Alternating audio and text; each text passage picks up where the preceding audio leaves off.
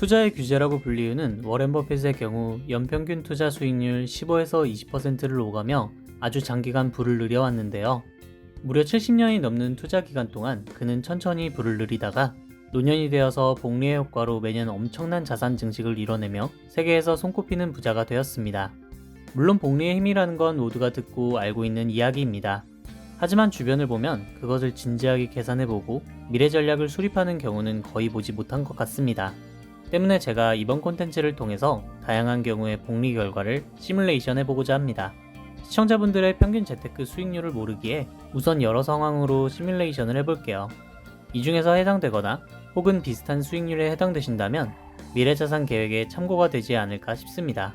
그리고 복리를 활용한 현실적인 자산 증식 전략도 함께 소개해보고자 합니다. 구독과 좋아요, 알림 설정은 콘텐츠 제작에 큰 힘이 됩니다. 안녕하세요, 스토리올릭입니다. 복리의 마술은 시간과 평균 수익률의 두 가지 요소가 중요한데요.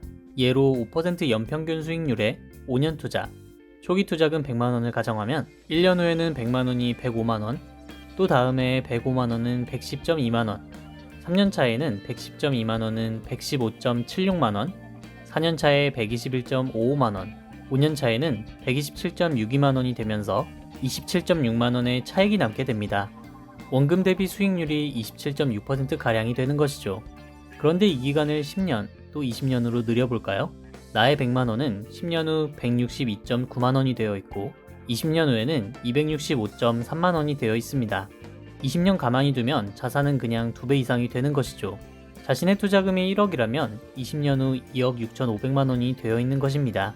그럼 10% 연평균 수익률을 10년, 20년 유지하면 결과는 어떻게 될까요? 1억 투자자라면 10년 후 2억 5,900만원, 20년 후 6억 7,200만원이 됩니다. 각각의 원금을 제외한 순수익률은 약 159.4%, 그리고 572.75%가 되죠. 주식 등의 손실 리스크를 피해 은행 적금을 선택하는 경우도 많아 은행 적금형 재테크도 점검이 필요할 것 같습니다. 만일 지금 은행 금리인 0.5%를 적용하면 결과는 어떻게 될까요? 세금을 제외하고 0.5%를 그대로 수익률로 받는다고 가정해도 1억은 20년 후 겨우 1.1억이 됩니다. 자, 그럼 고금리 적금을 들어서 3% 정도의 수익률을 만들고 있는 경우를 가정해 보겠습니다. 연수익률 3% 유지를 가정하여 10년 후 나의 자산은 34% 증가되어 있고 20년이 지나 80% 증가되어 있습니다. 즉, 나의 1억은 10년 후 1.34억, 20년 후 1.8억이 되어 있는 것이죠.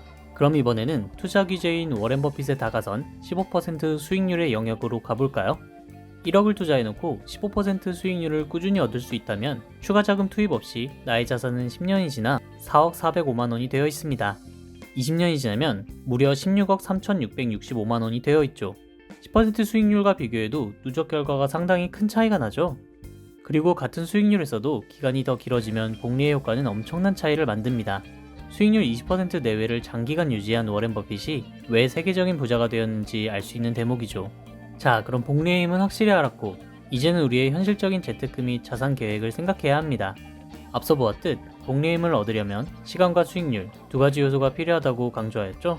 결국 투자가 늦을수록 복리의 힘은 기하급수적으로 줄어들 수밖에 없다는 이야기가 됩니다. 하지만 그렇다고 복리의 힘을 크게 얻고자 빨리 투자해야 한다는 마음에 조급하게 투자하다가 되려 큰 손해를 입을 수 있습니다. 그렇기 때문에 30대 직장인과 40대 직장인 분들에게 각각 현실적인 전략을 제안하고자 합니다. 먼저 30대 직장인이라면 월급에서 매달 100만원씩 적립식 투자를 하는 것을 추천드리고자 합니다. 회사를 15년 다닌다고 가정할 때 월 100만원은 1년에 1200만원씩 적립되어 총 1억 8천만원의 시드머니가 됩니다. 또한 그 과정에서 처음 투자한 100만원은 15년치의 복리 효과를 받았을 것이고 어떤 100만원은 14년치 복리 효과를 받았을 것입니다. 그렇게 각 시기의 돈이 지속적으로 각각의 복리 효과를 얻어 결국은 그 누적의 힘은 1억 8천만원 투자금의 가치를 훨씬 넘어 크게 돌아올 것입니다. 또 중간에 경제 침체가 와도 10년씩 유지되는 법은 없습니다. 결국 꾸준하고 일정한 투자는 다소 고점에서도 투자하게 만들지만 역시 저점에서도 투자하게 만듭니다. 이렇게 분산을 통해 리스크도 경감시키고 또 복리의 힘도 안정적으로 얻을 수 있는 방법이 되죠. 구체적으로는 매달 100만원씩 15년을 연수익률 10%로 투자하면 결국 4억 277만원이 됩니다.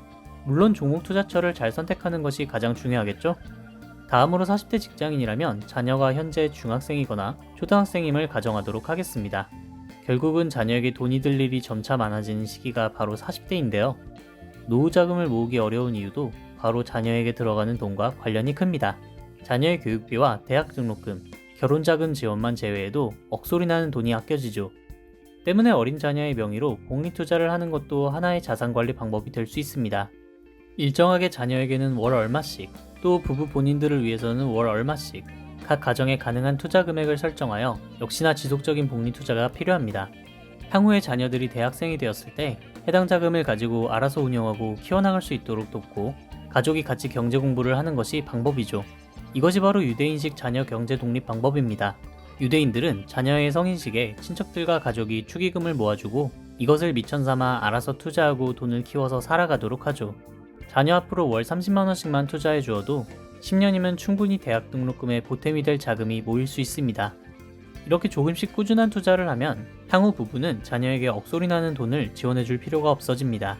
10년의 힘은 정말 큽니다. 만약 가족이 함께한 10년의 투자 공부가 쌓였다면 그 함께한 시간의 가치가 더 큰 가치가 될 것입니다.